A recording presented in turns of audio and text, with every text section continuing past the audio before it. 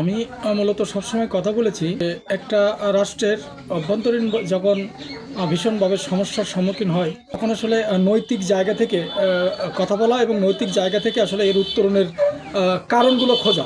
দেশের যারা ডিফেন্সে আছেন অর্থাৎ বাংলাদেশের মানুষকে, বাংলাদেশের সংবিধানকে, বাংলাদেশের স্বাধীনতা, মানে সব কিছু, অর্থাৎ এক কথায় বাংলাদেশ এবং বাংলাদেশের মানুষ এবং টোটাল বাংলাদেশকে রক্ষণাবেক্ষণ করার জন্য যাদের উপরে দায়িত্ব দেওয়া হয়েছে, অর্থাৎ আমরা যদি আর্মি পার্সন বলি তাহলে আর্মি পার্সন বা পুলিশ প্রশাসন বা এয়ারফোর্স বা নেভি, আমরা যেভাবেই বলি না কেন সার্বিক সকলের একটু বোঝা উচিত যে আপনাদের কেন রাখা হয়েছে। প্রশ্ন এক, আপনাদের যে কারণে রাখা হয়েছে তার কিছুটাও ক্ষতি আপনারা পালন করতেছেন কিনা।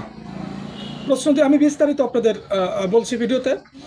সেটা হচ্ছে যে আপনি যখন বলবেন যে সমগ্র বাংলাদেশের মানুষ চেয়েছে বলে আমি এটা করেছি, তাহলে যদি সমগ্র বাংলাদেশের মানুষ চায়, আমি কিন্তু বক্তৃতা দিচ্ছি আপনাদের সামনে, মানে বলতেছি যে সমগ্র বাংলাদেশের মানুষ এটাকে চেয়েছে বলেই এটা করেছি, এটাই লজিক। ওকে, যখন এটা লজিক, এটা করা হয়েছে, এটার মর্মে যখন সমগ্র বাংলাদেশ থেকে যখন মতামত নেওয়া হচ্ছে, যখন ভোট গ্রহণ করা হচ্ছে, তখন কিন্তু সমগ্র বাংলাদেশের মানুষ কি 20% বেশি মানুষ কিন্তু সেটাকে চাচ্ছে না।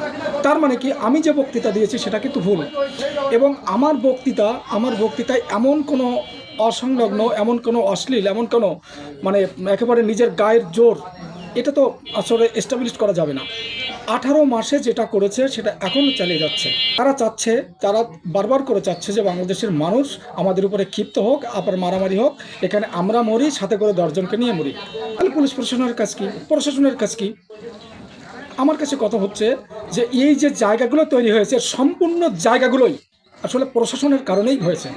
আর এখানে কোনো কথা নেই। আমি একটা কথা বলবো, তার একটা ব্যাখ্যা থাকতে হবে, তার একটা যুক্তি থাকতে হবে। আমি যুক্তি ব্যাখ্যা ছাড়াই আমি একটা বলে বলতেছি, একেবারে আমি বলতেছি অমুকের সিদ্ধাটা ভেঙে দেবো। আমি কে?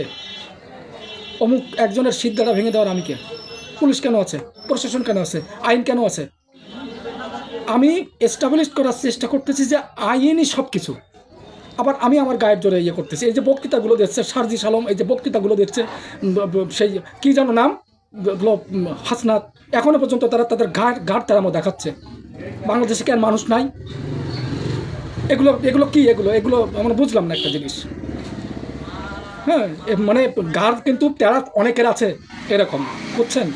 পুলিশ প্রশাসনকে বলছি, বাংলাদেশ আর্মি পার্সনদের বলছি, বাংলাদেশের ডিফেন্সে যারা রয়েছে অনেকেই কিন্তু রয়েছে এরকম। চাইলে কিন্তু অনেক কিছু সম্ভব হয়, কিন্তু আসলেই না। এখনও পর্যন্ত কিন্তু আইনের প্রতি শ্রদ্ধাশীল আওয়ামী লীগ, আইনের প্রতি শ্রদ্ধাশীল, দেশের জনগণের নিরাপত্তার জন্য শ্রদ্ধাশীল, রক্তপাত চায় না বলে এখনও পর্যন্ত কিন্তু সহ্য করে যাচ্ছে। কিন্তু ঘাড়ের পরে এরকম করে সিদ্ধারা গরম করা, রক্ত গরম করা কথা বলেন না। ওরকম সার্জিসের মতন কথা অনেকেই বলতে পারি আমরা, ওরকম আব্দুল হাসনাতের মতন কথা আমরা অনেকেই বলতে পারি। মাইক্রোফোন দেন, স্কোপ দেন, শুধু দেখেন, তাও নীতিগত জায়গা থেকে। We are educated person, we are completed the masters degree. আর কত? আমার মনে হয় যে অনেক হয়ে গিয়েছে বাংলাদেশে। এখন প্রশাসনের বোধহয় একটু বোঝা উচিত যে আপনাদের ন্যাংটা করতেছে, আপনাদের কাপড় ধরে টানতেছে। এগুলো কি? আপনাদের কি গায়ে সামান্যতম রক্ত মাংস নেই?